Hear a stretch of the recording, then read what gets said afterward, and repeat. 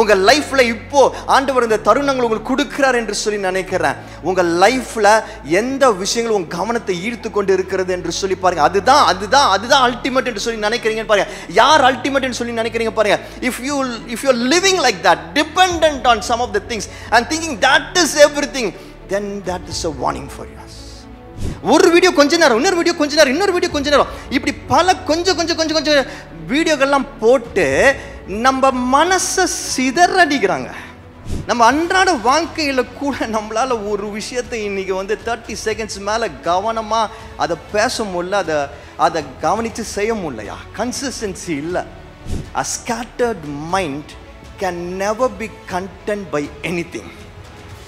எதுனாலும் அதுக்கு நிறைவு கிடைக்காது.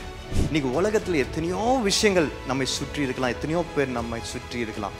நல்லா கவனிச்சுக்கோங்க, எல்லாமே ஷார்ட் ஸ்பேன் தான், நிறைவை தர முடியாது. கர்த்தரால நம்ம நல்ல மேய்ப்பனால மட்டும்தான் நிறைவை தர முடியும். இந்த புது சீரீஸ்ல சாட் ஜிபிடி என்று சொல்லி பேர் வைக்கப்பட்டிருக்கிற இந்த சீரீஸின் மூலமாக சாட் ஜிபிடி மட்டும் கிடையாது, சாட் ஜிபிடி ஒரு ரெப்ரசன்டேஷன் தான் ஆர்டிஃபிஷியல் இன்டெலிஜென்ஸ். இன்றைக்கு ரொம்ப முக்கியமான ஒரு விஷயமாக பேசப்படுகிறது. நான் போன வாரத்தில் நான் உங்களுக்கு சாட் ஜிபிடி சீரீஸை இன்ட்ரடியூஸ் பண்ணும்போது டிரான்சிஸ்டர் காட்டினேன். ஏன் டிரான்சிஸ்டர் காட்டினேன்னா, டிரான்சிஸ்டர் பாருங்க, அது அந்த காலங்களில் அது ஒரு ஆர்டிஃபிஷியல் இன்டெலிஜென்ஸ் போல ஒரு டெக்னாலஜியாக இருந்தது. அந்த நாட்களில் அந்த மனிதர்கள் அவங்களை சார்ந்த காரியங்களை ரொம்ப இன்ஃப்ளூயன்ஸ் பண்ணுறதுக்கு அந்த டெக்னாலஜி இருந்தது. அதற்கப்புறம் டிவி, தூர்தர்ஷன் வந்தது, அதுக்கப்புறம் எஃப்எம் வந்தது, அதுக்கப்புறம் இன்னும் பல டெக்னாலஜிஸ் இன்றைக்கு ஆர்டிஃபிஷியல் இன்டெலிஜென்ஸை பற்றி பேசுகிறோம். நாளைக்கு வேற என்ன பேசுவோன்னு தெரியாது. ஆனால் ஒவ்வொரு காலகட்டங்களிலும் இப்படி முக்கியமான சில டெக்னாலஜிஸ் தான் இருக்கும், சில சயின்டிபிக் இன்னோவேஷன்ஸ் தான் இருக்கும், சில புதிய சோஷியல் மீடியா மாதிரி, இன்டர்நெட் மாதிரி பல காரியங்கள் தான் இருக்கும். ஆனால் இது ஏன் முக்கியம்னா, இதுதான் அந்த ஜெனரேஷனோட வாழ்க்கை இன்ஃப்ளூயன்ஸ் பண்ணும். ஒரு எக்ஸாம்பிள் காட்டினேன் போன வாட்டி, உங்களுக்கு ஞாபகம் இருக்கான்னு தெரியல. ஒரு எக்ஸாம்பிள் சொன்னேன். எப்பொழுதுமே இந்த மாதிரி ஒரு காலகட்டத்தில் ஒரு டெக்னாலஜி இருக்கும் பொழுது அந்த டெக்னாலஜியை முழுமையாக பயன்படுத்தி அது மூலமாக சில காரியங்களை பண்ணுறவங்க, இன்ஃபர்மேஷன் கொடுக்குறவங்க, கண்டென்ட் கிரியேட் பண்ணுறவங்க ஒரு 20% இருப்பாங்க. ஒரு 20% to 30% இருப்பாங்க. இதை கன்சியூம் பண்ணுறவங்க இருப்பாங்க. அது ரேடியோவாக இருக்கட்டும், ஒரு எக்ஸாம்பிளுக்கு ரேடியோன்னு வச்சுப்போம். அந்த ரேடியோவில் ப்ரோக்ராம் பண்ணுறது, இன்ஃபர்மேஷனை ப்ரொவைட் பண்ணுறது, அந்த ரேடியோவில் டெக்னிக்கல் ஆஸ்பெக்ட்ஸ் பண்ணுறது, அது ஒரு 20 to 30% இருப்பாங்க. அந்த ரேடியோவை கேட்குறது, அதை கேட்குறது, தினமும் கேட்குறது, அதை பெற்றுக்கொள்வது, ரிசீவ் பண்ணுறது, அதை ஃபாலோ பண்ணுறது ஒரு 50% இருப்பாங்க. ஒரு 40 to 50% இருப்பாங்க. மீதம் ஒரு பர்சன்டேஜ் இருப்பாங்க பார்த்துக்கோங்க, ஒரு 20% கிட்ட இருப்பாங்க பார்த்துக்கோங்க. அவங்க ரேடியோக்கும் எனக்கும் சம்மந்தமே கிடையாது. ரேடியோனால எனக்கு என்ன ஆகும், எனக்கு அது பிடிக்காது, இந்த மாதிரி புதுசாக வரும், அதெல்லாம் எனக்கு பிடிக்காதுன்னு சொல்லிட்டு ரேடியோவும் வச்சுக்க மாட்டாங்க, ரேடியோவும் கேட்க மாட்டாங்க. இப்போது அந்த குறிப்பாக அந்த பர்சன்டேஜ் ஆஃப் பீப்புள் அவங்க சொல்லுவாங்க, இது எனக்கு எந்த சம்மந்தம் கிடையாது என்று சொல்லுவாங்க. ஆனால் அவங்களுக்கு தெரியாமலே அவங்களுக்கும் அதற்கும் பெரிய சம்பந்தம் இருக்கும். ஏன்னா இந்த 20% என்ன இன்ஃபர்மேஷனை புஷ் பண்ணுறாங்களோ அதை இந்த 50% கேட்குறாங்களோ, அவங்க கேட்குறது வாழ்க்கை முறையாக அந்த சொசைட்டியில் மாறும். அதனால் இந்த பேலன்ஸ் இருக்கிற அந்த 20% இருக்கிறாங்க தெரியுமா, அவங்களோட வாழ்க்கையும் அது சம்மந்தமாக தான் இருக்கும். ஏன்னா சொசைட்டி அதுக்கேற்ற மாதிரி மாறி இருக்கும், அவங்க குடும்பம் அதுக்கேற்ற மாதிரி மாறி இருக்கும், அவங்க பிள்ளைங்க அதுக்கேற்ற மாதிரி மாறி இருப்பாங்க. அதனால இவங்க லைஃப் ஸ்டைலும் அது மாதிரி மாற ஆரம்பிக்கும். டெக்னாலஜி இன்னைக்கு சாட் ஜிபிடியாக ஒரு வேலை இருக்கலாம், ஆர்டிஃபிஷியல் இன்டெலிஜென்ஸாக இருக்கலாம். இங்கே இருக்கிற சிலர், வெளியே இருக்கிற பலர் சொல்லலாம், அதுக்கும் எனக்கும் சம்மந்தம் கிடையாது, அதை பற்றி தெரிஞ்சுக்கணுன்ற அவசியம் எனக்கு இல்லை, அதை பற்றி என்ன சீரீஸ், அதை பற்றி என்ன இன்ஃபர்மேஷன் எனக்கு வேண்டான்னு சொல்லி வாழ்கிறவங்க இருக்கலாம், தப்பு கிடையாது. நீங்கள் போய் உடனே அதை கற்றுக்கணும்லாம் நம்ம சொல்லலை. ஆனால் அது நம்ம வாழ்க்கையை இன்ஃப்ளூயன்ஸ் பண்ணுறது என்பதை மட்டும் நீங்கள் மறக்கக்கூடாது. அது எப்படி கூட இன்ஃப்ளூயன்ஸ் பண்ண முடியும்னா, தவறான முறையில் கூட நம்ம வாழ்க்கையை இன்ஃப்ளூயன்ஸ் பண்ண முடியும்.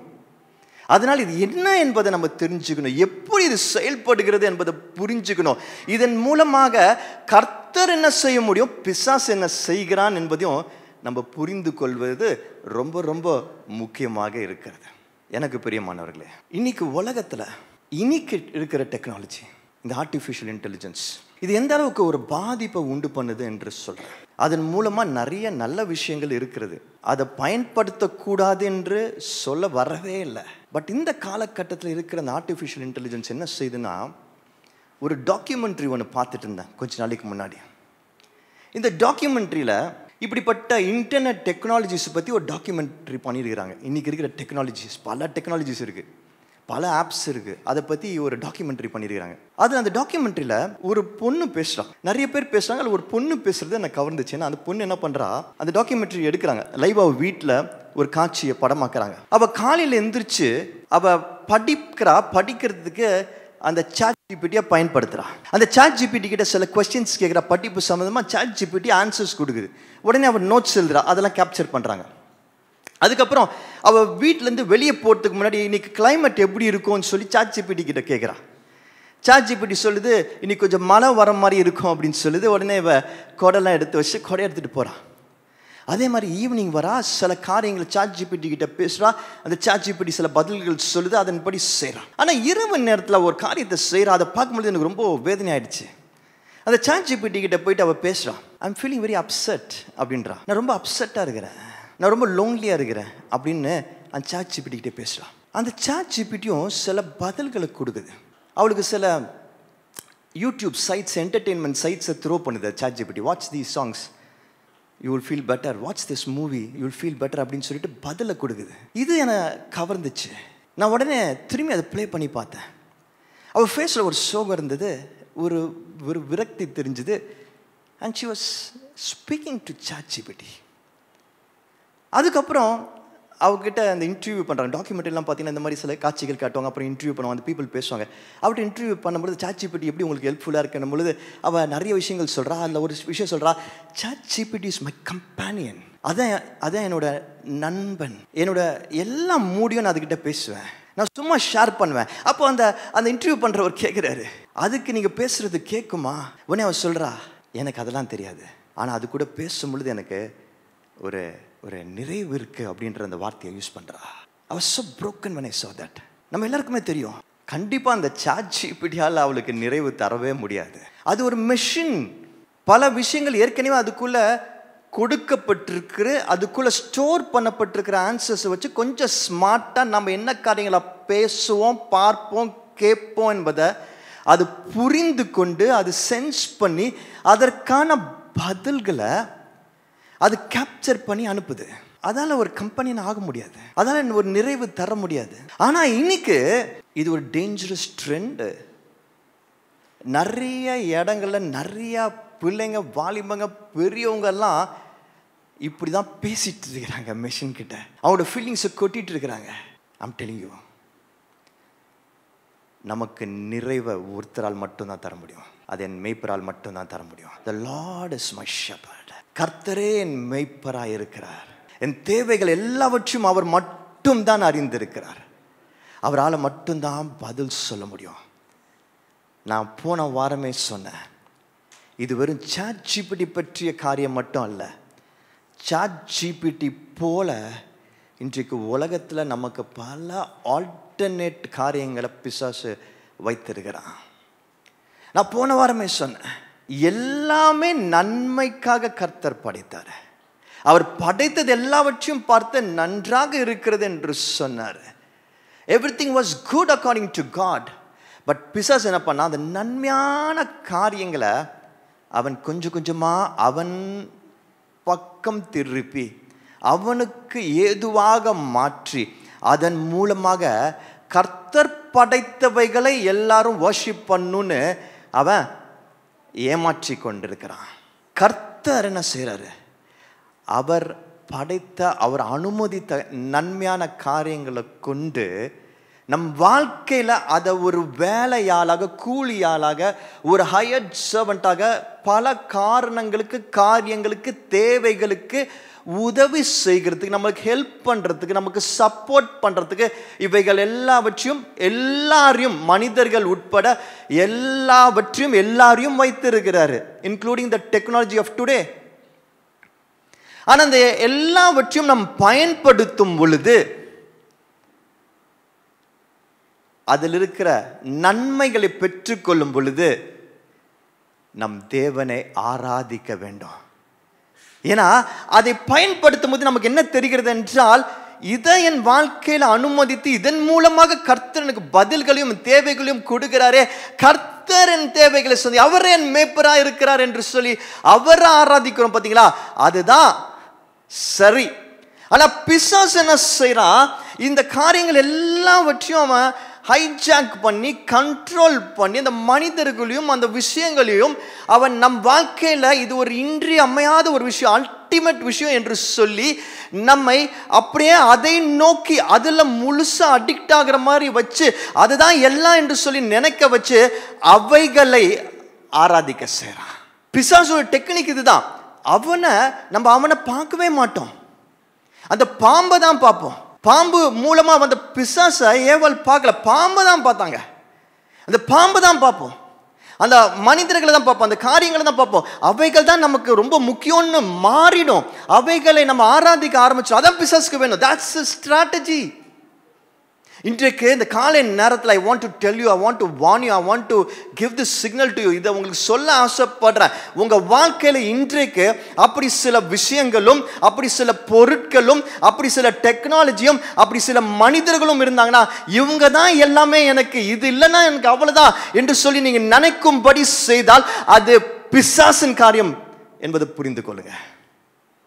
But through people, through some of the technologies, through some of the factors in your life, உங்க வாழ்க்கையில் இருக்கிற புது புது இன்னோவேஷன்ஸ் அதை கத்துக்கிறது தப்பே இல்லை, புது புது காரியங்களை பார்க்கறது தப்பே இல்லை, அதன் மூலமா சில விஷயங்களை நீங்க புரிஞ்சுக்கிறது தப்பே இல்லை. மனிதர்கள் தப்பு இல்லை நம்ம வாழ்க்கையில. ஆனா இது எல்லாவற்றின் மூலமாக நீங்க தேவனை ஆராதிக்கிறீங்கன்னு வச்சுப்போம். You can feel God through people, through these things என்று வச்சுப்போம். That is right. அது சரி. இது உங்களை பரிசோதித்துக் கொள்ள வேண்டிய நேரம் என்று சொல்லி நான் நினைக்கிறேன். உங்க லைஃப்ல இப்போ ஆண்டவர் இந்த தருணங்கள் உங்களுக்கு கொடுக்கிறார் என்று சொல்லி நினைக்கிறேன். உங்க லைஃப்ல எந்த விஷயங்களும் உங்க கவனத்தை ஈர்த்து கொண்டு இருக்கிறது என்று சொல்லி பாருங்க. அதுதான் அல்டிமேட் என்று சொல்லி நினைக்கிறீங்க பாருங்க. யார் அல்டிமேட் என்று சொல்லி நினைக்கிறீங்க பாருங்க. If you are living like that, dependent on some of the things and thinking that is everything, then that is a warning for us.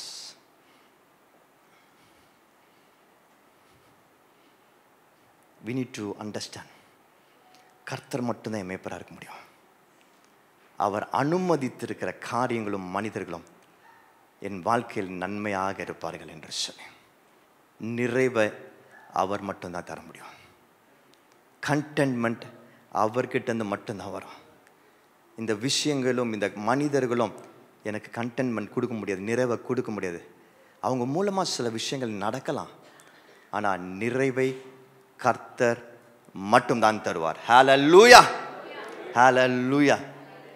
இந்த மோமெண்ட்டை இப்போவே கர்த்தர் கொடுக்குற இந்த தருணத்திலே அப்படி உங்கள் வாழ்க்கையில் சில காரியங்களையும் சில மனிதர்களும் எல்லாம் என்று சொல்லி நினச்சிட்டு இருந்தீங்கன்னா, it's time for us to turn back. கர்த்தருக்கு ஒப்பு கொடுக்குற நேரம் இது. தேவனே இல்லை, நீங்கள் தான் எல்லாம் என்று சொல்லி ஒப்பு கொடுக்குற நேரம் இது. ஹல்லேலூயா, ஹல்லேலூயா. இதை பார்த்தா என்ன தோணுது? இதை பார்த்தோன்னே உங்களுக்கு என்ன மனசில் ஃபஸ்ட்டு தோணுது? இப்படி கலைஞ்சு போயிருக்கிறது. சில சமயம் சில விஷயங்கள் நம்ம பயன்படுத்தும் போது அது இருக்கிற இடத்துல இல்லாமல் கொஞ்சம் நீட்டாக இல்லாமல் இருக்கும். ஆனால் திரும்பியும் அதை நம்ம ஆர்கனைஸ் பண்ணிடணும், பார்த்துக்கோங்க. Otherwise it's not right. ஏன்னா பைபிள் அதை பற்றி ஒரு பியூட்டிஃபுல்லான ஒரு பாசேஜ் இருக்குது. வாசிப்போமா? எசேக்கியேல் 34 அதிகாரம் 1 6. கர்த்தருடைய வார்த்தை எனக்கு உண்டாகி, அவர் மனுபுத்திரனே, இஸ்ரவேலின் மேய்ப்பருக்கு விரோதமாக தீர்க்க தரிசனம் உரை. நீ தீர்க்க தரிசனம் உரைத்து அவர்களோடு சொல்ல வேண்டியது என்னவென்றால், கர்த்தராகிய ஆண்டவர் மேய்ப்பருக்கு சொல்லுகிறார், தங்களையே மேய்க்கிற இஸ்ரவேலின் மேய்ப்பருக்கு ஐயோ! மேய்ப்பர் அல்லவா மந்தையை மேய்க்க வேண்டும். நீங்கள் நெய்யை சாப்பிட்டு ஆட்டு மயிரை உடுப்பாக்கி கொள்ளுகிறீர்கள், கொழுத்ததை அடிக்கிறீர்கள், மந்தையையோ மேய்க்காமல் போகிறீர்கள்.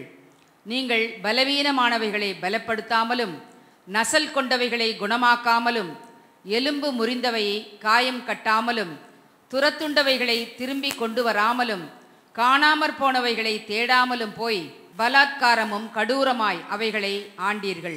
மேய்ப்பன் இல்லாததினால் அவைகள் சிதறுண்டு போயின. சிதறண்டு போனவைகள் காட்டு மிருகங்களுக்கெல்லாம் இரையாயின. என் ஆடுகள் சகல மலைகளிலும் உயரமான சகல மேடுகளிலும் அலைப்புண்டு பூமியின் மீதெங்கும் என் ஆடுகள் சிதறி திரிகிறது. விசாரிக்கிறவரும் இல்லை, தேடுகிறவனும் இல்லை. பாருங்க, இது ஒரு தீர்க்கதரிசிக்கு ஆண்டவர் கொடுக்கிற ஒரு வார்த்தை. ஆனால் இது எவ்வளோ ஒரு பியூட்டிஃபுல்லான ரெப்ரசன்டேஷனாக இருக்குது பார்த்தீங்களா? ஒரு தகப்பனாக, ஒரு ஷெப்பர்டாக, ஒரு நல்ல மெய்ப்பனாக கர்த்தர் சொல்கிறார். அவருடைய ஆடுகளை பற்றி சொல்கிறார். அந்த ஆடுகளுக்கு என்று சொல்லி சில மெய்ப்பர்கள் அங்கே அப்பாயிண்ட் பண்ணப்பட்டிருக்கிறாங்க. அந்த கான்டெக்ஸ்டில் பார்த்தீங்கன்னா அந்த இஸ்ரவேல் தேசத்துக்கு அந்த மனிதர்களுக்கு என்று சொல்லி சில லீடர்ஸ் இருக்கிறாங்க. ஆனால் அவங்க சரியா இல்லை, சரியான காரியங்களை செய்யலை. அவங்க செய்ய வேண்டிய ஒரு காரியத்தை சரியாக செய்யலை. அதனால அந்த பீப்புள் அவங்க சிதறி போயிருக்கிறாங்க என்று சொல்லி அவர் சொல்கிறார். ஸ்கேட்டர்ட் என்று சொல்லி சொல்கிறாரு. ஸ்கேட்டர்டாக இருக்கிறாங்க, சிதறி இருக்கிறாங்க என்று சொல்லி சொல்கிறாரு. இப்போ என்னோட கேள்வி என்னன்னா, கர்த்தர் அவங்க அந்த மந்தை சிதறி போனதை குறித்து கவலையாக இருக்கிறார். அந்த லீடர்ஸ் மேல கோபமாக இருக்கிறார். ஏன் சிதறி போறது, ஸ்கேட்டர்டா இருக்கிறது தவறா? தவறாது? தவறா? ஏன் தவறு? சிதறி இருந்தா ஏன் தவறு? அந்த வசனங்களிலே வருகிறது, அந்த ஆடுகள் சிதறி போயிருந்ததுனால ஓநாய்களால் அதை ஈஸியாக அதை சாப்பிட்டு கொலை செய்து சாப்பிட முடிஞ்சது. இதே அந்த மந்தையாக இருந்திருந்தால், அந்த தலைவர்கள் சுற்றி இருந்தால், மேய்ப்பர்கள் சுற்றி இருந்தால், அதால் அந்த ஓநாய்களால் அதை டச் பண்ணியிருக்க முடியாது. ஆனால் இன்னைக்கு அது சிதறி போயிருந்தனால, since it was scattered around, it was easy for the wolf to come and pick it up and eat it up. பல நேரங்களில் நம்ம லைஃப்பில் சிதறி போகிறது தான் பிரச்சனை. கர்த்தருடைய திட்டத்துக்குள்ள இல்லாமல், கர்த்தருடைய இடங்களில் இல்லாமல், கர்த்தர் வைத்திருக்கிற கம்யூனிட்டியில் இல்லாமல், கர்த்தர் வைத்திருக்கிற குடும்பங்களில் இல்லாமல், கர்த்தர் வைத்திருக்கிற வேலைகள் இல்லாமல், கர்த்தர் வைத்திருக்கிற அந்த சூழ்நிலைகளில் நம்ம இல்லாமல், அந்த சிச்சுவேஷனில் இல்லாமல் நம்ம சிதறோம் பார்த்தீங்களா? சில சமயங்களில் that's the problem. அதுதான் பிரச்சனை. அந்த சிதறி போகிறத பற்றி அவர் ரொம்ப தெளிவாக பேசுகிறார். கவனிங்க, என்ன அந்த சிதறி போகிறத பற்றி தெளிவாக பேசுகிறார். பிசாசு ஒரு எக்ஸாம்பிளுக்கு எடுத்துப்போம். ஒரு சபை இருக்கு.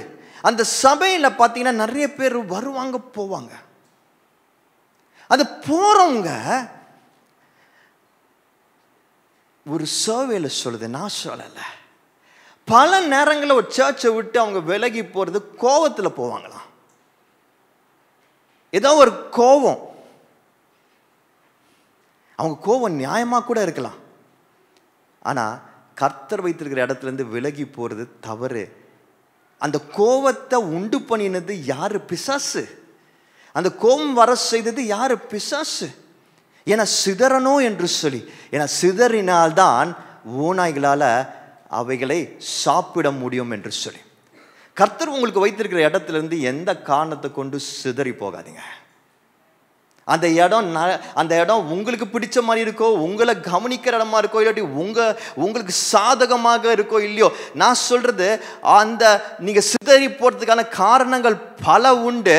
ஆனால் அதெல்லாம் தாண்டி கர்த்தர் எனக்கு வைத்திருக்கிற மந்தை இது, நான் இங்கே தான் இருப்பேன் என்று சொல்றது பார்த்தீங்களா, அதுதான் தேவனோட திட்டம்.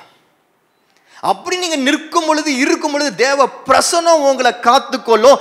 தேவன் உங்க காயங்களுக்கு மருந்தை கொடுத்து உங்க காயங்களை ஆற்றி அந்த இடத்துல நீங்க எப்படி ஜெயிக்கணும், நிற்கணும் என்று சொல்லி அவர் பரிசுத்த ஆவியானவர் மூலமாக உங்களை பாதுகாப்பார். சிதறது தீர்வு கிடையாது. ஆனா இந்த சிதற வைக்கிறது, ஸ்கேட்டர் பண்ண வைக்கிறது தான் பிசாசோட பெரிய ஸ்ட்ராட்டஜி. பாருங்க, இன்னைக்கு இந்த ஆர்டிஃபிஷியல் இன்டெலிஜென்ஸ் பற்றி பேசிட்டு இருக்கோம். அது ஒரு எக்ஸாம்பிள் எடுத்துப்போமா? ஓகேயா? சோஷியல் மீடியாவில் நம்ம இந்த வாட்ஸ்அப் ஸ்டேட்டஸ் பார்க்குறோம், இன்ஸ்டா ரீல்ஸ் பார்க்குறோம், யூடியூப் ஷார்ட்ஸ் பார்க்குறோம். இதெல்லாம் தான் இன்னைக்கு கொஞ்சம் ஃபேமஸான விஷயங்கள் இல்லையா? இப்போ இது எல்லாமே ஒரு டெக்னாலஜியில் செய்யப்பட்டிருக்கு, வடிவமைக்கப்பட்டிருக்கு. that's the technology. என்னன்னா அந்த டெக்னாலஜிக்கு இப்படி ஒரு பேர் சொல்லலாம். என்ன பேர்னா ஷார்ட் டேர்ம் கண்டென்ட் லூப் அப்படின்ற ஒரு பேர். அதாவது சிறிது நேரம் நம்மை ஈர்க்கக்கூடிய ஒரு லூப்பு. அந்த லூப்புக்கு எனக்கு தமிழில் பேர்லாம் தெரில. ஓகே, அப்படின்ற ஒரு பேர், அப்படின்ற டெக்னாலஜி தான் ஃபாலோ பண்ணுறாங்க. இந்த டெக்னாலஜி என்ன பண்ணுறாங்கன்னா, ஒவ்வொரு ரீலும் பார்த்தீங்கன்னா ஒரு ஃபியூ செகண்ட்ஸ் இருக்குமா, ஒரு சில செகண்ட்ஸ் இருக்கும். ஒவ்வொரு ஷார்ட்ஸும் இப்படி தான் இருக்கும். ஸ்டேட்டஸும் சின்ன சின்னதாக தான் இருக்கும். ஸோ ஒருத்தர் போய் ஒரு ரீலை பார்க்குறாங்கன்னா ஒரு ரீலை பார்த்து நிறுத்திடுவாங்களா? ஒரு ரீலை பார்த்து நிறுத்துவீங்களா? சாப்பிட்றதுக்கு முன்னாடி ஒரு ரீல் பார்ப்பேன், சாப்பிட்ட பிறகு ஒரு ரீல் பார்ப்பேன், அதோட நைட்டு சாப்பாடுக்கு முன்னாடி ஒரு ரீலு, சாப்பிட்ட பிறகு ஒரு ரீல். அப்படி யாராவது நீங்கள் பார்க்குறவங்க இருக்கீங்களா? சொல்லுங்கள், பேசுங்க. இல்லை, என்ன பண்ணுவோம், ஒரு ரீல் பார்க்க ஆரம்பிச்சோன்னா அப்படியே ஸ்க்ரால் பண்ணிகிட்டே இருப்போம். பல ரீல்கள் ஓடும். அப்படியே பல ரீல்கள் நம்ம எப்படி பார்க்குறோன்னா, ஒரு பாயிண்ட் ஆஃப் டைமில் அந்த இன்டர்நெட்டுக்கு பின்னாடி யாரோ ஒருத்தர் உட்காந்துருக்குறாங்கய்யா. உட்காந்துட்டு என்ன பண்ணுறாங்க, நம்ம ஃபோனுக்குள்ளே யாரோ உட்காந்துருக்குறாங்கன்னு நினைக்கிறேன். உட்காந்துட்டு அவன் என்ன பண்ணுறான்னா, இவனுக்கு என்ன பிடிக்கும், இவனுக்கு என்ன மாதிரி கண்டென்ட் கொடுத்தா பிடிக்கும் அப்படின்னு சொல்லி அவன் பார்த்துடுறான். அவன் எப்படி பார்த்துடுறான், அவன் யாருன்னு தெரியல. எப்படி என் ஃபோனில் அவ்வளோ சின்ன ஃபோனில் உட்காந்துருக்கான்னு தெரியல. ஆரம்பத்தில் இந்த ஏடிஎம்லாம் வந்த காலத்தில் உங்களுக்குலாம் அந்த அனுபவம் இருக்கான்னு தெரியல. ஏடிஎம் ஃபஸ்ட்டு டைம்லாம் போகும்போது நான் பின்னாடி போய் பார்க்க முயற்சி செஞ்சேன், யாரா பின்னாடி உட்காந்து பணத்தை போடுறாங்கன்னு. ஓகே, அந்த மாதிரி இந்த இன்டர்நெட்டுக்குள்ளேயே ஃபோனுக்குள்ளேயே யாரோ பின்னாடி உட்காந்துருக்குறாங்கன்னு நினைக்கிறேன். உட்காந்துட்டு எனக்கு என்ன மாதிரிலாம் பிடிக்கும்னு சொல்லிட்டு கரெக்டாக அதுக்கு ஏற்ற அந்த வீடியோஸாக போட்டுட்ருக்குறான். அவன் யார் அவன் தெரில. அதனால நான் என்ன பண்ணுறேன், அதை பார்த்துக்கிட்டே இருக்கிறேன். இன்னொரு விஷயம் கவனிச்சிங்கன்னா உங்களுக்கு தெரியும், ஒரே மாதிரி வீடியோஸ் போட மாட்டாங்க. இப்போ எனக்கு ஃபிட்னஸ் பிடிக்கும், எனக்கு ஸ்பிரிச்சுவல் விஷயம் பிடிக்கும், எனக்கு சாப்பாடு பற்றி பிடிக்கும், எனக்கு சில இன்ட்ரெஸ்ட் இருக்குன்னா ஃபிட்னஸ் பற்றி ஒரு வீடியோ வரும், சாப்பாடு பற்றி ஒரு வீடியோ வரும். கவனிச்சிருக்கிறீங்களா இல்லையா? இப்போ வெறும் ஃபிட்னஸ் மட்டுமே வந்துட்டே இருக்காது. ஒரு கலவையாக என்னோட இன்ட்ரெஸ்ட் எல்லாத்தையும் மேப் பண்ணி அது சம்மந்தமாக வீடியோஸ் வந்துகிட்டே இருக்கும்.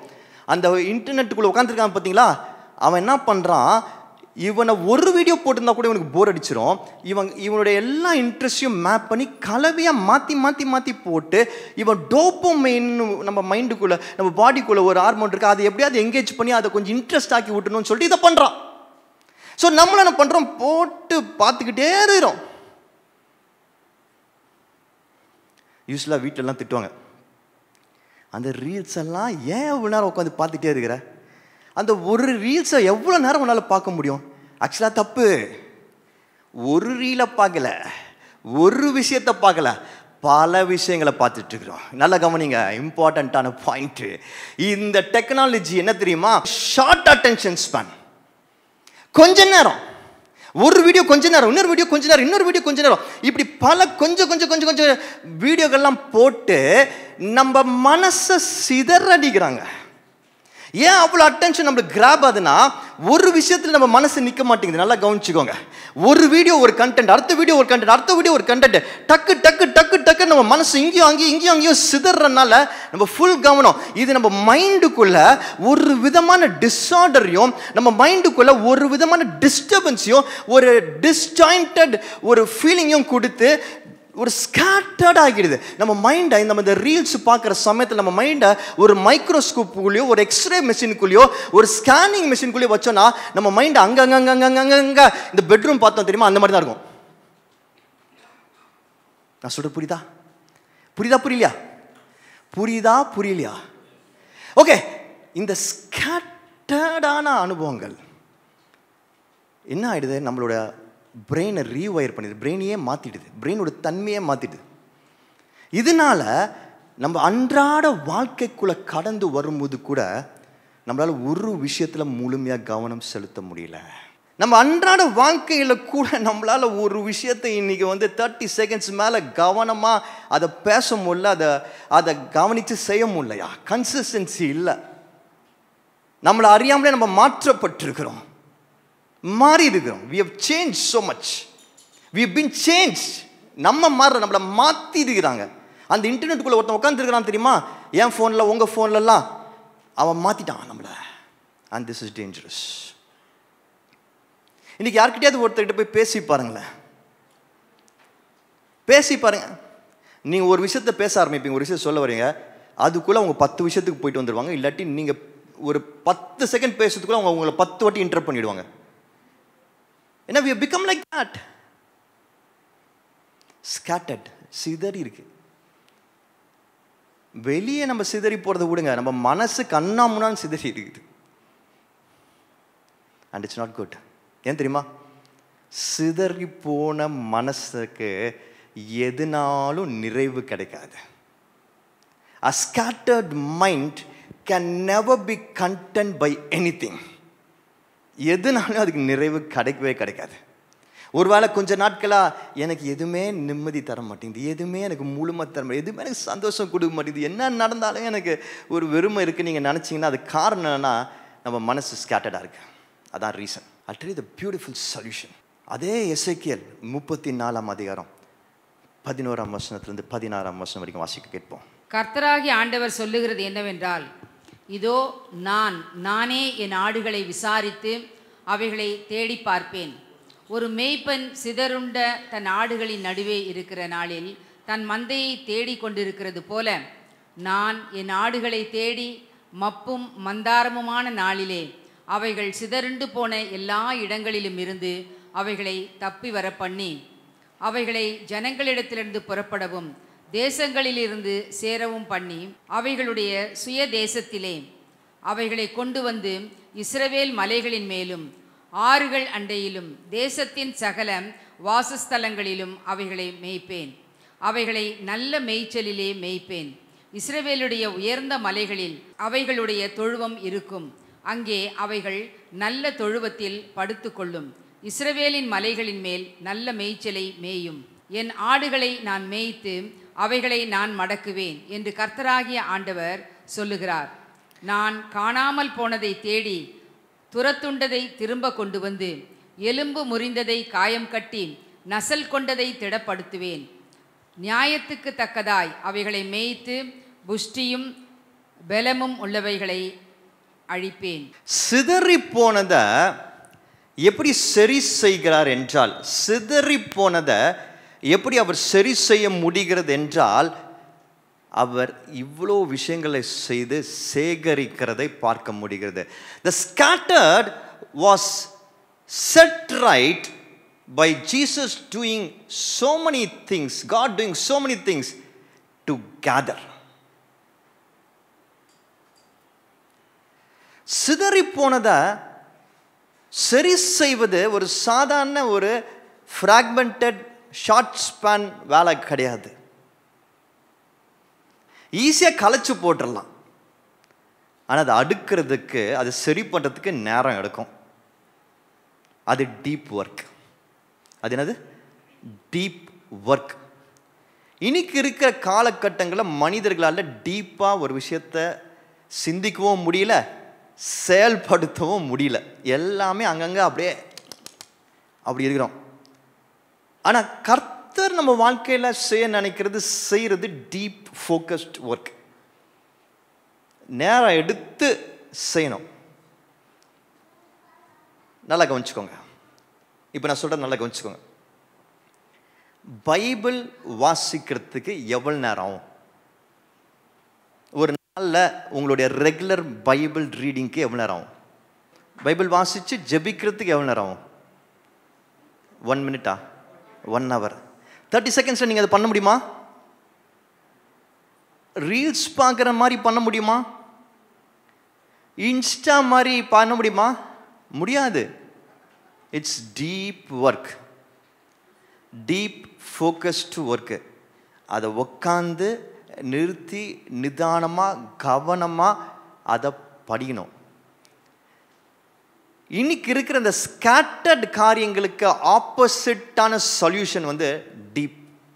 எல்லாரும் சொல்லுங்க, டீப். ஆழமான. இயேசு கிறிஸ்து மீன் பிடிச்சிட்டு இருந்தாங்க இரவு முழுக்க, எதுவுமே கிடைக்கல. அவன்கிட்ட சொல்றாரு, போய் போடுங்க, ஆழத்தில் போடுங்க என்று சொல்றாரு. ஆழத்தில் போடும்பொழுது தான் பதில் கிடைக்கும்.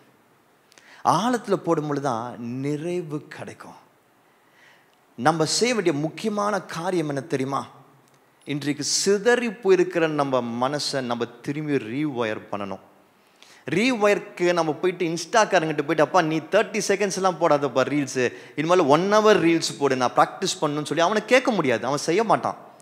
ஆனால் நமக்குன்னு ஒரு பர்சனல் டிவோஷன் டைம் இருக்குது, பைபிள் ரீடிங் டைம் இருக்குது, ப்ரேயர் டைம் இருக்குது. அதை ஜாஸ்தி பண்ணி பாருங்கள், அதை அதிகப்படுத்தி பாருங்களேன், ஆட்டோமேட்டிக்காக இதெல்லாம் சரியாயிடும். சொல்யூஷனு வேற எங்கேயுமே கிடையாது, நம்ம கையில் இருக்கு. எத்தனை பேர் இங்கே நான் கேட்கும் பொழுது உங்களால் தைரியமாக சொல்ல முடியும், நான் ஒரு நாளைக்கு அட்லீஸ்ட் ஒரு 1 hour அட்லீஸ்ட் 30 minutes டிஸ்டர்ப் ஆகாமல், கொஞ்சம் கூட டிஸ்டர்ப் ஆகாமல் என்னோட பைபிளோட உட்காந்து நான் ஜெபிச்சு வேத வசனங்களை வாசிக்கிறேன் என்று எத்தனை பேர் இன்னைக்கு சொல்ல முடியும்? I know many of us cannot say. ஒருவேளை அந்த டைம், அந்த டிசிப்ளின் நீங்கள் ஃபாலோ பண்ணுறவங்களா இருந்தால் கூட பக்கத்தில் ஒரு மொபைல் இருக்கும், நடுவில் மொபைல் எடுத்து என்ன நோட்டிஃபிகேஷன் வந்திருக்குன்னு பார்க்குற அந்த ஸ்கேட்டர்டு மைண்ட் செட்டில் தான் இன்னைக்கு இருப்போம். ஆனால் அதை உடைக்கணும், அதை மாற்றணும். இதுதான் ப்ராக்டிஸ். இந்த ப்ராக்டிஸ் பண்ணிங்கன்னா, இந்த ப்ராக்டிஸை திரும்பி நம்ம வாழ்க்கையில் கொண்டு வந்துட்டோம்னா, நல்லா கவனிச்சுக்கோங்க, நான் உங்களை எல்லா பாஸ்டர்ஸும் சொல்கிற மாதிரி, எப்போதும் சொல்கிற மாதிரி கிளீஷேவாக டெய்லி பைபிள் வாசிக்கணும் நீங்கள், அதுதான் இது, அப்போ இல்லாட்டி நரகத்துக்கு போவீங்க நான் சொல்ல வரல. பைபிள் வாசிக்கணும், அது நமக்கு ஆண்டவர் கொடுத்துருக்க மிக முக்கியமான மேண்டேட். அது ரொம்ப ரொம்ப முக்கியம். சின்ன வயசுலேருந்து அது நமக்கு பழக்கப்படணும், அதை செய்யணும், ரட்சிப்பு வந்த பிறகு செய்யணும், அது முக்கியம்தான். ஆனால் அது எப்படி நம்மளுடைய வாழ்க்கையில் அது ரொம்ப முக்கியமாக மேண்டேட்டாக இருக்கோ, அதை விட it's gonna become a beautiful practice. இன்னைக்கு பிசாசு நடுவில் வந்து நம்மளை ஸ்கேட்டர்டாக ஆக்கியிருக்கிறானே, நம்ம மைண்டை ஸ்கேட்டர்ட் ஆகி அதை உடைக்கிறதுக்கு இந்த ப்ராக்டிஸ் நமக்கு உதவி செய்ய போகிறது. இதை நம்ம செய்யும் பொழுது, இந்த டிசிப்ளினை நம்ம கொண்டு வந்துட்டோம்னா, இந்த பைபிள் ரீடிங் அண்ட் ப்ரேயர் டைமில் டிஸ்ட்ராக்ட் ஆகாமல் ஃபுல் ஃப்ளெட்ஜாக உட்காந்து ஒரு மினிமம் ஒரு half an hour நம்ம இதை செய்ய ஆரம்பிச்சோம். நல்லா கவனிச்சுக்கோங்க, அதுக்கப்புறம் உங்கள் வேலையில் வித்தியாசத்தை பார்ப்பீங்க, உங்களுடைய கான்வர்சேஷன்ஸில் வித்தியாசத்தை பார்ப்பீங்க, உங்கள் ஜென்ரல் நார்மல் லைஃப்பில் வித்தியாசத்தை பார்ப்பீங்க. ஏன்னா உங்கள் மைண்டு கொஞ்சம் கொஞ்சமாக அந்த ஸ்கேட்டர்ட் மைண்ட் செட்லேருந்து, அந்த சிதறின மைண்ட் செட்லேருந்து கொஞ்சம் கொஞ்சமாக டீப் மைண்ட் செட்டுக்கு வர ஆரம்பிச்சிடும். ஒரு விஷயத்தை உங்களால் நல்லா தெளிவாக யோசிக்க முடியும். ஸ்கேட்டர்ட் மைண்ட் செட்டில் உங்களால் தெளிவாக யோசிக்க முடியாது. ஆனால் உங்களுக்கு டீப் மைண்ட் செட் வந்துச்சுன்னா தெளிவாக யோசிக்க முடியும், நிதானமாக யோசிக்க முடியும், அது சரியாக யோசிக்க முடியும். யாராவது ஒருத்தர் உங்கள்கிட்ட வந்து பேசுகிறாங்கன்னா அவங்க எதுக்காக அதை பேசுகிறாங்கன்னு உங்களுக்கு புரியும். இதில் என்ன நல்லது இருக்குது, கெட்டது இருக்குது என்பது தெரியும்.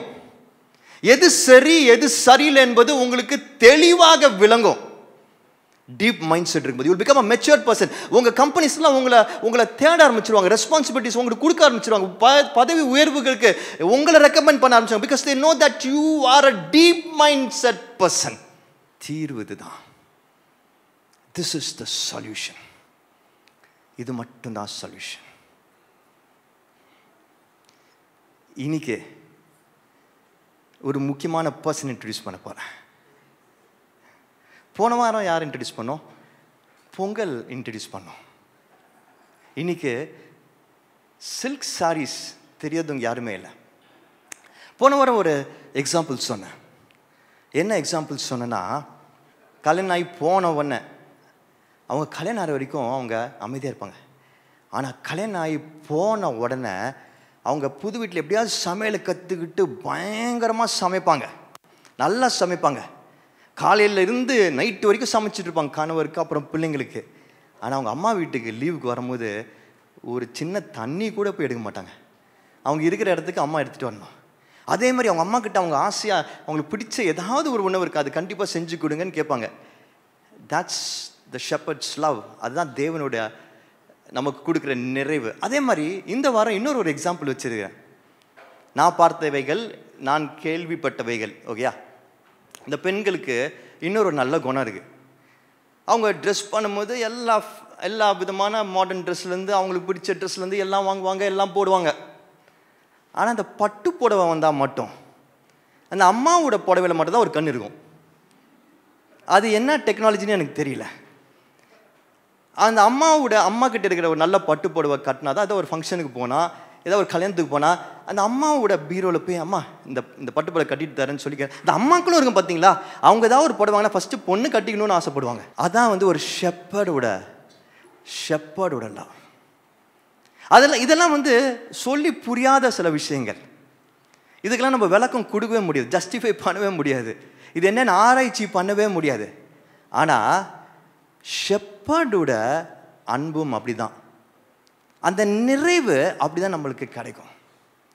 ஸோ அப்படிப்பட்ட இந்த ரொம்ப விசேஷமான சில்க் சாரி மூலமாக தான் நம்மளுடைய ரொம்ப ரொம்ப ஒரு பவர்ஃபுல்லான இந்த சில்க்ஸ், நம்ம கலாச்சாரத்தில் ரொம்ப முக்கியமான இந்த சில்க் சாரி மூலமாக தான் இன்றைக்கு சில முக்கியமான விஷயங்களை நான் கற்றுத்தர போகிறேன். அது கற்றுத்தருவதற்கு என் மனைவி கீதாவை மேலே கூப்பிட்றேன், வாங்க சீக்கிரம். சில்க் சாரி பற்றி அவங்ககிட்ட சில கேள்விகள் கேட்க போகிறேன். இந்த அம்மா எக்ஸாம்பிள் சொன்ன தெரியுமா, அதுக்கு அவங்க தான் எனக்கு உதாரணம், அவங்க தான் இன்ஸ்பிரேஷனால தான் அவங்கள கூப்பிட்டேன். ஓகே சரி, இந்த பட்டு புடவை பற்றி கொஞ்சம் சொல்லுங்கள். பட்டு புடவை கூட சில குணாதிசயங்களாக சொல்லுங்கள் பார்க்கலாம். ஸோ பட்டு புடவை வந்து பட்டுன்னு சொன்னாலே நமக்கு வந்து காஞ்சிபுரம் பட்டு தான் ஃபஸ்ட்டு இருக்கும். ஸோ 3 பெஸ்ட்டு பட்டு புடவைகள். காஞ்சி பட்டு, ரெண்டாவது ரொம்ப நல்லா இருக்கணும்னா மைசூர் சில்க், மூணாவது வந்து பனாரசி சில்க், ரொம்ப பனாரசி. என்ன 3 சொன்னாங்க அவங்க? மைசூர் சில்க், பனாரசி, கஞ்சிவரம் பட்டு. இந்த 3 பட்டு புடவைகளை பற்றி கேள்விப்பட்டிருக்கீங்களா? யாரை பார்த்துருக்கீங்களா அந்த 3 பட்டு புடவைகளை? நிறைவை பற்றி பேசி கொண்டிருக்கிறோம். நிறைவு நம்ம ஷெப்பர்டால மட்டும்தான் தர முடியும் என்பதை பற்றி பேசி கொண்டிருக்கிறோம். ஆனால் இந்த நிறைவை நாம் பெற்றுக்கொள்ளக்கூடாது என்று சொல்லி அது பிசாசு என்ன செய்கிறான் என்றால், நம்ம மனசை வந்து ஸ்கேட்டர்டாக சிதறி போகும்படியாக மாற்றி இருக்கிறான். இன்றைக்கி ரொம்ப ஷார்ட் டேர்ம் அட்டென்ஷன் ஸ்பேனாக மாற்றிருக்கிறான். அதனால என்ன பண்ணுறோம், நம்ம எல்லாவற்றையும் நம்ம ஷார்ட் ஸ்பேனில் பார்க்குறோம். அந்த ஷார்ட் ஸ்பேனு நம்மளுக்கு நிறைவை கொடுக்க மாட்டேங்குது. அதனால தான் நிறைய பேர் வெறுமையில் சுற்றிட்டு இருக்கிறாங்க, பாவத்தில் இருக்கிறாங்க, இந்த ஓநாய்களுக்கும் பிசாசுகளுக்கும் இரையாக மாறிக்கொண்டிருக்கிறாங்க. But I'm gonna teach you today. இன்னைக்கு ஒரு விஷயத்தை கற்றுக் கொடுக்க போகிறேன். எப்படி இந்த நிறைவை நாம் சொந்தமாக்கி கொள்ள முடியும், எப்படி இந்த ஷார்ட் டேர்ம் அட்டென்ஷன் ஸ்பேன்லேருந்து வெளியே வர முடியும் என்று சொல்லி நல்லா கவனிச்சுக்கோங்க. இன்னைக்கு நிறைய கண்டென்ட் வெளியே அவைலபிளாக இருக்கு. இன்டர்நெட்டில் எத்தனையோ விஷயங்கள் நமக்கு ஆலோசனைகளாக, என்டர்டெயின்மெண்ட்டாக, மருத்துவமாக, நியூஸாக அவைலபிளாக இருக்கு. நிறைய மனிதர்கள் மூலமாக நிறைய கண்டென்ட் நமக்கு வருது, நிறைய விஷயங்கள் நமக்கு வருகிறது. உதவியாக, சில நட்பாக, சில வேலையாக, பல விஷயங்கள் நம்ம வாழ்க்கைக்கு வந்து கொண்டு தான் இருக்கிறது. ஆனால் இது எல்லாவற்றையும் தாண்டி எது நமக்கு நிறைவை கொடுக்க முடியும் என்பதை நம்ம இப்போ தெரிஞ்சுக்கணும். அதான் முக்கியம். அது தெரிஞ்சுக்கிட்டாலே போதும். முதல் விஷயம், மைசூர் சில்க் சொன்னாங்க. மைசூர் சில்க், அவங்க மைசூர் சில்க் பற்றி சொல்லும் போது எனக்கு ஒரு பர்சனலான ஒரு கதை ஞாபகம் வருது. எனக்கு சின்ன வயசுலேருந்து இந்த கடைக்கு போகிறதே பிடிக்காது. அதுவும் இந்த எங்கள் அம்மாவோட ஷாப்பிங் போகிறது சுத்தமாக பிடிக்காது. அதுவும் குறிப்பாக சாரி வாங்கணும்னு சொல்லி கூப்பிட்டாங்கன்னா பிடிக்கவே பிடிக்காது. இந்த கடைக்கு போகவே மாட்டேன். சாரி வாங்கணும்னு சொன்னாங்கன்னா போகவே மாட்டேன். ஆனால் பட்டு புடவை வாங்க போகிறேன் அப்படின்னு சொன்னாங்கன்னா, ராசி சில்க் போகிறேன்னு சொன்னாங்கன்னா போவேன். ராசி சில்க் போகிறது மட்டும் எனக்கு ரொம்ப பிடிக்கும் அந்த சின்ன வயசில். ஏன்னா அந்த ராசி சில்க் கடையில் மைசூர் சில்க்குன்னு ஒரு டிவிஷன் இருந்தது. அந்த மைசூர் சில்க் மேலே அப்படி ஒரு என்னன்னு தெரியல, ஒரு பிரியம். அது ரொம்ப டிஃப்ரெண்ட்டாக இருக்கும். அந்த பட்டு புடவைகள் மத்தியிலே அது ரொம்ப வித்தியாசமாக இருக்கும். லைட்டாக இருக்கும், அதில் வந்து ஒரு சாஃப்ட் ஃபீல் இருக்கும், ஒரு ஷைன் இருக்கும். ஆனால் அந்த பட்டுக்கான அந்த ஒரு கிராண்ட் எலிமெண்ட்டும் இருக்கும். மைசூர் சில்க் பற்றி ஒரு பேக்ரவுண்ட் பார்த்துக்கோங்க. அது கர்நாடகா சில்க் போர்டுடைய அது ஒரு மேனுஃபேக்சரிங் ப்ராடக்ட். அந்த கர்நாடகா சில்க் போர்டு என்ன பண்ணுவாங்கன்னா, இந்த பர்டிகுலர் சாரிக்கு அவங்க ஒரு முத்திரை கொடுப்பாங்க. நீங்கள் அந்த மைசூர் சில்க் ஒரிஜினலாக தெரிஞ்சுக்கணுன்னா அதில் ஒரு முத்திரை இருக்கும். அந்த கேஎஸ்ஐசியோட முத்திரை ஹோலோகிராம் இருக்கும். அது மூலமாக தான் நீங்கள் தெரிஞ்சுக்க முடியும் இது வந்து ஜென்யூனான ஒரு மைசூர் சில்க் சாரின்னு. ஸோ இப்படிப்பட்ட ஒரு சிறப்பு வாய்ந்த இந்த மைசூர் சில்க்கு, நீங்கள் பட்டு புடவை கடைக்குள்ளே போனீங்கன்னா எவ்வளோ பட்டுகள் இருக்கும், எத்தனையோ பட்டுகள் இருக்கும். ஆனால் இதுக்கு ஒரு தனித்துவம் இருக்கும், தனியாக தெரியும். You can find it so easily. நம்ம வாழ்க்கையில் இன்னைக்கு நம்மளை திசை திருப்புறதுக்கு, நம்ம அட்டென்ஷனை கிராப் பண்ணுறதுக்கு எத்தனையோ விஷயங்கள் வெளியே இருக்கு. வேகமாக, சின்னதாக, பல விஷயங்களாக அது நம்ம வாழ்க்கையில் வந்துக்கிட்டே இருக்கு. எது சரி நம்ம யோசிக்க முடியாத அளவுக்கு நம்ம மைண்டை ஃபுல்லாக க்ரௌடட் ஆக்கிடுது. அதனாலே சரியான விஷயங்களை தெரிந்து கொள்ளாமல் பல விஷயங்கள்னால நம்ம திசை திருப்பப்பட்டு நிறைவு இல்லாமல் இருக்கிறோம். ஆனால் அந்த நல்ல மேய்ப்பன் நம்மளை தேடி வராரு, பர்சனலாக தேடி வராரு, பர்சனலாக தேடி வராரு. கொஞ்ச நாட்களுக்கு முன்னாடி நான் பெங்களூருக்கு போயிருக்கும் பொழுது ஒரு ரொம்ப சீனியரான ஊழியக்காரர், அவரை சந்தித்தேன். அவரை நான் சந்திக்கும் பொழுது அவருக்கு 85 வயசு. 85 வயசில் அவர் மரண படுக்கையில் இருந்தார். அதனால் அவர் போய் சந்திச்சோம். ரொம்ப சீனியர் ஊழியக்காரர். அவர் சந்தித்து அவருக்கு ப்ரே பண்ணி பிளெஸ்ஸிங் வாங்கிட்டு வரணும்னு சொல்லிட்டு போனேன். அவர்கிட்ட பேசும்போது அவர் என்கிட்ட ஒரு காரியத்தை சொன்னார். அவர் சொன்ன, தம்பி,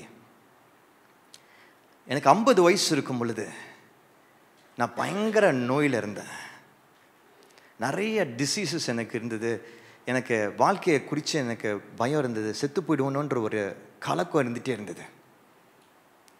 அந்த கலக்கத்தினால நான் என்ன பண்ணுவேன், பல இந்த வார பத்திரிகையெல்லாம் வாங்குவேன். அந்த காலத்தில் வார பத்திரிகைகளில் சில மருத்துவ குறிப்புகள்லாம் போடுவாங்க. அது மாதிரி நிறைய வார பத்திரிகை வாங்கி வச்சுப்பேன். வாங்கிட்டு அதில் இருக்கிற மருத்துவ குறிப்பாக பார்த்துட்டே இருப்பேன்.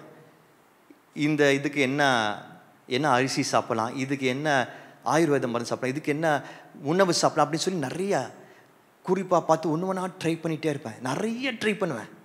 ஆனால் எதுவுமே எனக்கு உதவி செய்யலை. என் மனசு தான் இன்னும் கொஞ்சம் பாரமாயிடுச்சு.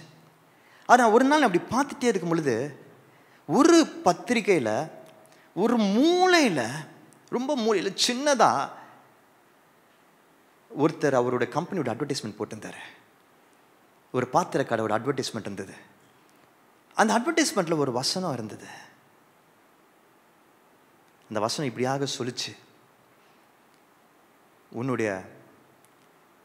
உன்னுடைய கடைசி நாட்களை சமாதானத்தில் நீ செலவழித்து உன்னுடைய மூதாதையர்கிட்ட போய் சேர்வ,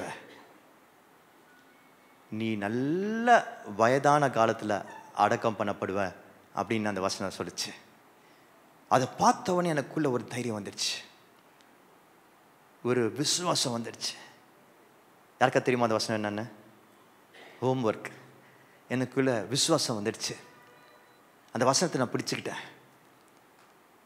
அதுக்கப்புறம் 50 வயசுலேருந்து 85 வயசு வரைக்கும் உயிரோட வைராக்கியமாக நான் 173 சபைகளை ஸ்தாபிச்சிருக்கிறேன் இந்தியா முழுக்க. எவ்வளோ விஷயங்களை தேடி தேடி பார்த்தேன். ஆனால் ஆண்டவர் என்னை தேடி வந்து என்னை கண்டுபிடிச்சார் ஒரு சின்ன வசனத்தின் மூலமாக. நான் சொல்கிறேன், கவனமாக கேட்டுக்கோங்க. இன்னைக்கு உங்கள் மனசு சிதறி போயிருக்கலாம், உலகத்தில் பதில் தேடிட்டு இருக்கலாம், உலக மனிதர்கிட்ட பதில் தேடிட்டு இருக்கலாம், ஆனால் நிறைவு இல்லாமல் இருக்கலாம். அப்படிப்பட்ட கூட்டமான காரியங்களுக்கு நடுவில், பல விஷயங்களுக்கு நடுவில் கர்த்தர் உங்களை தேடி உங்ககிட்ட பேசுறதுக்கு காத்துக்கிட்டே இருப்பார். அதை கவனமாக பார்த்து பிடிச்சுக்கோங்க. அதுக்கு உங்கள் கண்களும் காதுகளும் எப்பொழுதும் திறந்து இருக்கணும். உங்களுடைய கூட்ட நெரிசலான நேரங்களில், உங்களுடைய மனசு சிதறி இருக்கிற நேரத்தில் தேவன் என்னோட பேசுகிறத நான் கேட்கணும், கவனமாக நான் பார்க்கணும். மனிதர்கள் பேசிட்டு இருக்கும்போது அதில் கர்த்தரோட வார்த்தை எங்கேயாவது வருதான்னு பாருங்க. நீங்கள் இன்டர்நெட்டை ப்ரௌஸ் பண்ணிட்டு இருக்கும்போது கர்த்தரோட வார்த்தை வருதான்னு பாருங்க. வேலையில் நீங்கள் கஷ்டப்படும் போது கர்த்தரோட வார்த்தை வருதான்னு பாருங்க. எங்கேயாவது மெலிசா சின்னதாக நடுவில், அந்த ஆடம்பரங்களுக்கு நடுவில் ஆடம்பரங்கள் இல்லாமல் ஒரு வார்த்தை வரும் பாருங்க. That's the word for you. அது மட்டும்தான் நிறைவு கொடுக்க முடியும். ரெண்டாவது, இந்த காஞ்சிபுரம் சில்க் இருக்குது பார்த்தீங்களா? இந்த காஞ்சிபுரம் சில்க்குக்கு ஒரு தனித்தன்மை இருக்குது. அது வந்து ஸோ கிராண்டாக இருக்கும். அதோட வீவிங் பேட்டர்ன்ஸே பார்த்தீங்கன்னா அவ்வளோ ஸ்பெஷலாக இருக்கும். கைகளால் வீவ் பண்ணப்பட்ட ஒரு ஸ்பெஷாலிட்டி சாரி. இதில் முக்கியமான ஸ்பெஷாலிட்டி என்று சொல்லி பார்த்தா, இந்த பார்டர், இந்த ஜரி என்று சொல்கிறாங்க தெரியுமா, அந்த ஜரி வந்து சில்வரில் அது செய்யப்பட்டு, ஒரிஜினலான காஞ்சிபுரம் சில்வரில் செய்யப்பட்டு, மோஸ்ட் ஆஃப் த டைம் சில்வரில் செய்யப்பட்டு கோல்டு டிப்டாக இருக்கும். அதான் அதோட ஸ்பெஷாலிட்டி. ஒரிஜினல் பியூட்டிஃபுல் சாரீஸ் வந்து அப்படிதான் கோல்டு டிப்டாக இருக்கும். ஆனால் அதில் இன்னொரு ஸ்பெஷாலிட்டி இருக்குது. இந்த ஜரியும் அந்த மேலே இருக்க அந்த பாடி ஆஃப் த சாரியும், இந்த பார்டரும் பாடி ஆஃப் த சாரியும் எப்படி அது தைக்கப்பட்டிருக்குன்னா, டூ கான்ட்ராஸ்டிங், அதை பார்த்தா கான்ட்ராஸ்ட் கலரில் இருக்கும். ஆனால் அதோட அந்த வீவிங் பேட்டர்ன் பேர் கோர்வை. அந்த கோர்வை பேட்டர்னில் அது வீவ் பண்ணியிருப்பாங்க. ஏன்னா அது பியூட்டிஸ் இருக்கும் அதுக்கு, to make it grand and beautiful. இது ஸ்பெஷல் ஒகேஷன்ஸுக்கு தான் போடக்கூடிய ஒரு சாரியாக இருக்கும். It's special, it's very special, it's very very special. ஒரு இடத்துல ஒரு பிரசங்கம் பண்ணேன். பிரசங்கம் முடித்த உடனே ஒரு அம்மா அவங்களுடைய பையனை கூப்பிட்டு வந்தாங்க. கூப்பிட்டு வந்து என்கிட்ட சொன்னாங்க, இந்த பையன் நைட்டெல்லாம் தூங்க மாட்டான் பாஸ்டர் அப்படின்னாங்க. ஏம்மா அப்படின்னு கேட்டேன். நைட்டெல்லாம் இன்ஸ்டாகிராமில் ரீல்ஸ் பார்த்துக்கிட்டே இருக்கிறான், தூங்கவே மாட்டுறான். நான் வந்துட்டு கேட்டேன், எத்தனை மணிக்கு பார்த்து தூங்குறேன்? பாஸ்டர் நான் தூங்குறதுக்கு 4 மணி ஆகிடுது அப்படின்னா. ஏன் பண்ண? 4 மணி வரைக்கும் பார்த்துட்டு இருக்கேன். அவன் 4 மணி வரைக்கும் பார்த்துட்டே இருக்கேன், அதுவும் முடிவில்லாமல் போயிட்டே இருக்கு. அதுக்கு எண்டு கார்டே கிடையாதா? எண்டு கார்டே கிடையாது பாஸ்டர், போயிட்டே இருக்கும். ஆனால் தூக்கம் போயிடுச்சு அப்படின்னா. சாமிட்ட சொன்னேன், இன்னிலேருந்து நீ ஒரு காரியத்தை பண்ணணும், உனக்கு நீ மனசில் ஒத்துக்கிறியா அதை மாற்றணுன்னு. ஆமாம் பாஸ்டர் மாற்றணும் பாஸ்டர், எனக்கு கஷ்டமாக தான் இருக்குது, அடுத்த நாள் வேலைக்கு போக முடியல. சரி இன்னிலேருந்து ஒரு காரியம் பண்ணு அப்படின்னு. சொல்லுங்கள் பாஸ்டர். டெய்லி நான் எப்போதும் எல்லாருக்கும் சொல்கிறது, டெய்லி 5 சாப்டர் நீ பைபிள் வாசிக்கணும். அதுவும் நைட் மட்டும்தான் நீ வாசிக்கணும். என்ன சாப்டர்ஸ் பாஸ்டர்? ஒரு ஆதியாகமத்திலேருந்து ஒன்று, ஏதாவது ஒரு தீர்க்கதரிசிகள், ஐசாயா சொன்ன அவனுக்கு தீர்க்கதரிசிகள்லேருந்து ஒன்று, மார்க்லேருந்து காஸ்பல் ஏதாவது ஒன்று அவனுக்கு மார்க் சொன்னேன். ஒன்று எங்கேருந்து, அப்புறம்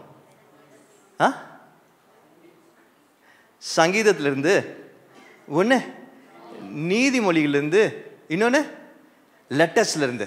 ஸோ அவனுக்கு இந்த 5 அவனுக்கு சொல்லி எழுதி கொடுத்துட்டு இதில் ஒரு சாப்டர் டெய்லி வாசிக்கணும், இதில் ஒன்று டெய்லி வாசிக்கணும். ஓகே, நான் வந்து அடுத்த மாதம் திரும்பியும் இந்த இடத்துக்கு பிரசங்கம் பண்ண வருவேன், அப்போ நான் அவனை பார்த்து கேட்பேன் அப்படின்னு சொல்லிட்டு போயிட்டேன். அடுத்த முறை போனேன், அதே அம்மா அந்த பையனை கூப்பிட்டு வந்தாங்க. என்னப்பா வாசிச்சியா டெய்லி? அப்படியே தங்கி நின்னான். என்னாச்சு அப்படின்னு அவன் சொன்னான், பாஸ்டர் என்னால் 5 வாசிக்க முடியல பாஸ்டர். டெய்லி நான் என்ன பண்ணுறேன், ஒரு சாப்டர் எடுக்கிறேன், அதில் 5 வசனம் வாசித்தோன்னு தூங்கிடுறேன் பாஸ்டர் அப்படின்னா. நான் அவர்கிட்ட சொன்னேன், அப்போ இன்ஸ்டாலாம் பார்க்க. இல்லை பாஸ்டர், டெய்லி நீங்கள் சொன்னீங்கன்னு சொல்லிட்டு எப்படியாவது 5 வாசிக்கணும்னு ஆரம்பிக்கிறேன், அந்த 5 வருஷத்துக்கு மேலே தாண்ட முடியல, தூங்கிடுறேன் அப்படின்னா.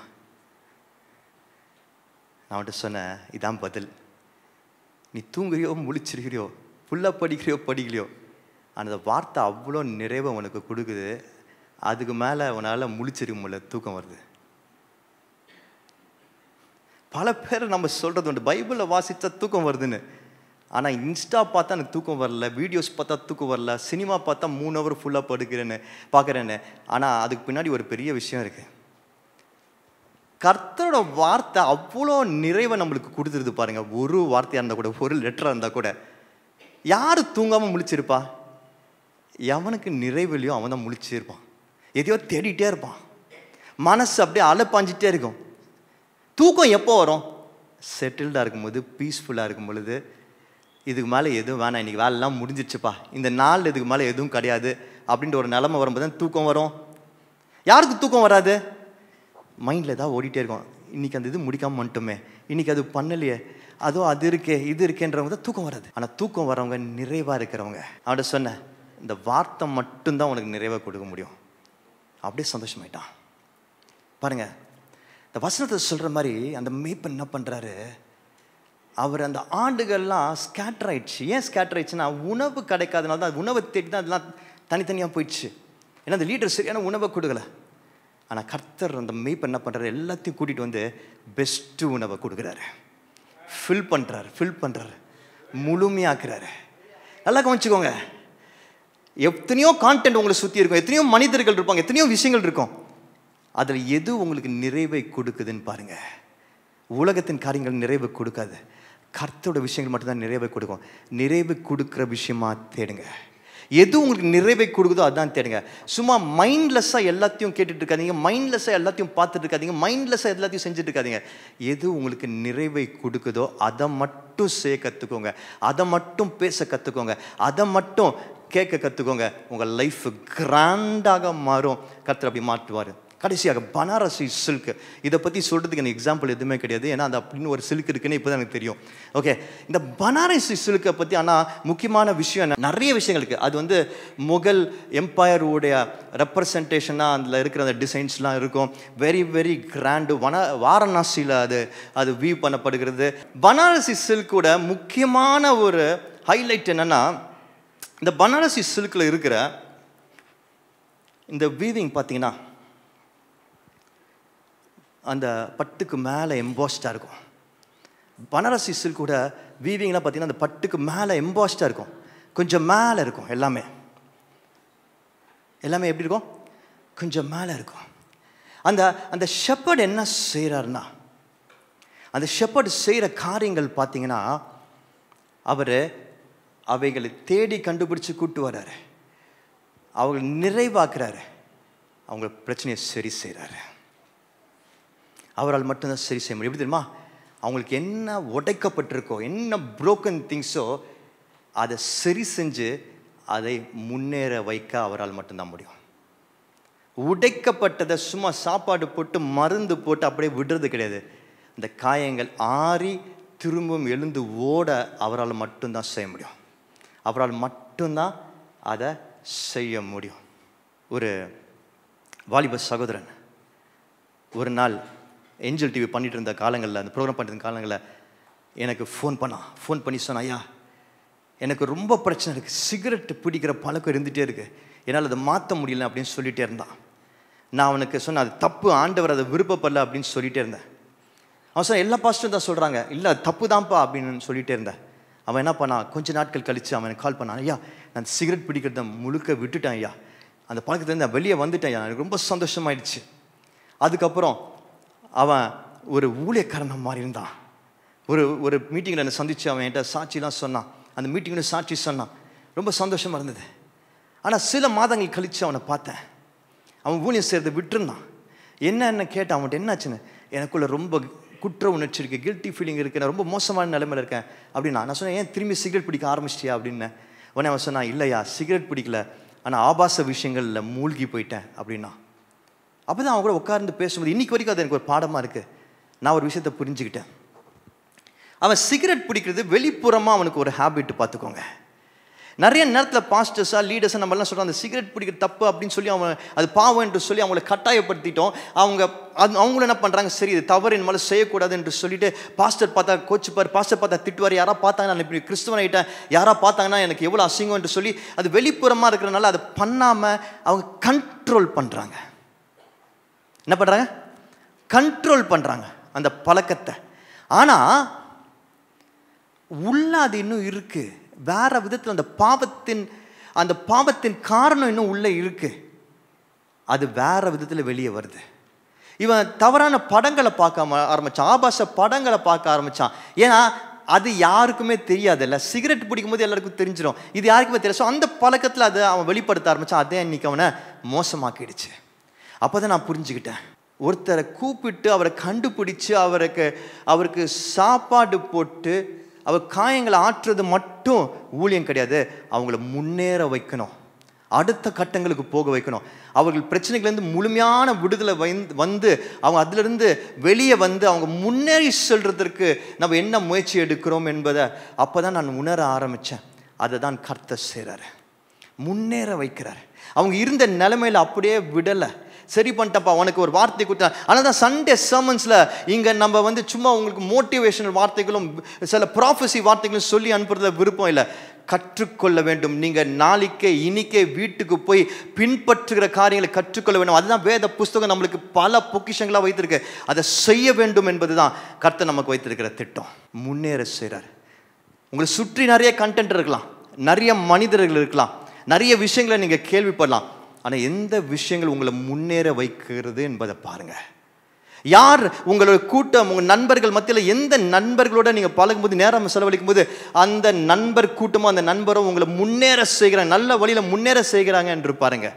எந்த கான்டென்ட் நீங்கள் பார்க்குற கான்டென்ட்டு, எந்த கான்டென்ட் உங்களுக்கு முன்னேற்றத்திற்கு வழிவகுக்கிறது என்பதை பாருங்கள். அதுதான் உங்களுக்கு நிறைவை கொடுக்கும். அதுதான் கர்த்தர் நமக்கு வைத்திருக்கிற ஒரு மிக முக்கியமான காரியம். நிறைவு எது கொடுக்கும் என்பதை நம்ம தெரிந்து கொள்ள வேண்டும். Because is our shepherd. எனக்கு என்னமோ தெரியல, நேற்று நைட்லேருந்து இவரை பற்றி பேசணும்னு அப்படின்னு எனக்கு ரொம்ப தோணிகிட்டே இருந்தது. இவர் ஒரு பெரிய சாட்சியான மத்தியில் இருந்துட்டு ஆண்டவரிடத்தில் போனவர். அவரை பற்றி நிறைய பேருக்கு நிறைய மெமரிஸ் இருக்கும், நிறைய விஷயங்கள் நமக்கு ஞாபகம் வரும். அவரை எப்படி ஒவ்வொருத்தருக்காகவும் ஃபோன் பண்ணி ஜெபிப்பார். வயசான காலத்துலேயும் நமக்கு யாருக்காவது உடம்பு சரியில்லை தெரிஞ்சால் அவங்களுக்கு ஃபோன் பண்ணி அவங்கள விசாரிப்பார், ஜெபிப்பார். வீட்டுக்கே போயிடுவார். பல நேரங்களில் அவங்க வீட்டுக்கே, நடக்க முடியாத வீட்டுக்கே போயிடுவார். கடைசி வரைக்கும் அவரால் வர முடிஞ்ச வரைக்கும், அவர் உடம்புல அந்த பலன் இருக்க வரைக்கும் அவர் சர்ச்சுக்கு வந்தார். இத்தனைக்கும் பாரிஸில் அந்த ஸ்டெப்ஸ் ஏற முடியாது. கடைசி நாட்கள் ஞாபகம் இருக்குது, கீழே வரைக்கும் எப்படியோ அம்பத்தூருக்கு போயிட்டார். அம்பத்தூர் தாண்டி போயிட்டார். ஆக்சுவலாக அம்பத்தூர் தாண்டி போயிட்டார். அங்கேருந்து ஒரு ஆட்டோ பிடிச்சி சண்டே சர்ச்சுக்கு வருவார். அவர் கீழேருந்து சேரில் வச்சு தூக்கிட்டு வருவாங்க மேலே. அப்படி பெரிய சாட்சி, பல சாட்சிகள் அவரை குறித்து இருக்கிறது. ஆனால் எனக்கு இந்த சீரீஸில் பேசிகிட்டு இருக்கும் பொழுது ஒரு விஷயம் ஞாபகம் வந்துச்சு. சாமனை குறித்து ரொம்ப ஞாபகம் வந்துச்சு எனக்கு. சாமனுக்கு இந்த மாதிரி ஒரு டிஸ்ஜாயிண்டட் ஒரு மைண்ட் செட், அவருக்கு நிறைய காரியங்கள் அவரால் கவனமாக செய்ய முடியாது. பல விஷயங்களில் அவரது மனசு அப்படியே போயிட்டே இருக்கும். அப்படிப்பட்ட காரியங்கள் நடந்துகிட்டே இருக்கும். ஆனால் கேண்டீன் தாத்தா பார்த்தீங்கன்னா, பாஸ்கரையை பார்த்தீங்கன்னா, கடைசி வரைக்கும் அவர் மரணப்படுக்கையில் இருக்கும்போது கூட நான் போய் பார்த்துட்டு வந்தேன். அது வரைக்கும் அந்த பையன் அவரோட தான் இருந்தான். அவர் பார்த்துட்டு இருந்தார். அவனுக்கு அவரால் மட்டும்தான் அந்த நிறைவை தர முடிஞ்சது. அவன் கொஞ்ச நாள் அவங்க வேறு வீட்டில் இருந்தால் மூலம் ட்ரை பண்ணாங்க. ஆனால் அவனுக்கு கடைசி வரைக்கும் அவரால் மட்டும்தான் நிறைவை தர முடிஞ்சது. இன்றைக்கி உலகத்தில் எத்தனையோ விஷயங்கள் நம்மை சுற்றி இருக்கலாம், எத்தனையோ பேர் நம்மை சுற்றி இருக்கலாம். நல்லா கவனிச்சுக்கோங்க, எல்லாமே ஷார்ட் ஸ்பேன் தான், நிறைவை தர முடியாது. கர்த்தரால், நம்ம நல்ல மேய்ப்பனால் மட்டும்தான் நிறைவை தர முடியும். கண்களை மூடி ஜெபிப்போம். ஸ்தோத்திரம் ஆண்டவரே, தேங்க்யூ ஜீசஸ். நன்றி ஆண்டவரே, இந்த காலை நேரத்திற்காக நன்றி செலுத்துக்கிறோம் ராஜா. கர்த்தரோட வார்த்தை எங்கள் மத்தியில் கடந்து வந்ததற்காக நன்றி. வார்த்தை மூலமாக எங்களோடு பேசினீர், அதற்காக நன்றி ஆண்டவரே. அப்பா, இன்றைக்கு நாங்கள் படித்த கற்றுக்கொண்ட காரியங்களை எங்கள் வாழ்க்கையில் பின்பற்ற உதவி செய்யுங்க ஆண்டவரே. இந்த உலகத்தில் ஆண்டவரே, நாங்கள் மனிதர்களையோ பொருட்களையோ உலகத்தின் காரியங்களையோ ஏன் டெக்னாலஜியோ ஆண்டவரே முழுமையாக சார்ந்து இல்லாமல் அவைகள் தேவை, அவைகள் உதவிக்காக வைக்கப்பட்டிருக்கிறது. ஆனால் என்னுடைய ஒத்தாசையோ பர்வதத்திலிருந்து வருகிறது, என் தேவனிடத்திலிருந்து வருகிறது, பரலோகம்தான் என்று சொல்லி ஆண்டவரே எங்களை ஒப்பு கொடுக்க உதவி செய்யுங்க ஆண்டவரே. எங்கள் மனசு முழுக்க முழுக்க முழுக்க ஆண்டவரே உண்மையே சார்ந்து இருக்க உதவி செய்யுங்க ஆண்டவரே. கர்த்தர் தாமே ஆண்டவரே இங்கே இருக்கிற ஒவ்வொருவரும் அப்படியாக ஆண்டவரே அவங்க மைண்டை ரீவயர் பண்ண வேண்டும் என்று சொல்லி ஜெபிக்கிறேன் ஆண்டவரே. ஆண்டவரே, ஒருவேளை வேதம் வாசிக்கிறதிலும் ஜெபம் செய்வதிலும் ஆண்டவரே தோய்வு ஏற்பட்டிருந்தா, Lord I pray that they will restart and give it full focus master. Daily devotion டைமுக்கு முக்கியத்துவம் கொடுக்கும்படியாக செய்யுங்க ஆண்டவரே. நேரம் செலவழிக்க உதவி செய்யுங்க ஆண்டவரே. அப்படியாக நீங்கள் ஒவ்வொருத்தரையும் ஆசீர்வதிக்க வேண்டும் என்று சொல்லி ஜெபிக்கிறேன். மறைத்துக் கொள்ளுங்க. இயேசு நாமத்தில் ஜெபிக்கிறேன் நல்ல பிதாவே, ஆமென்.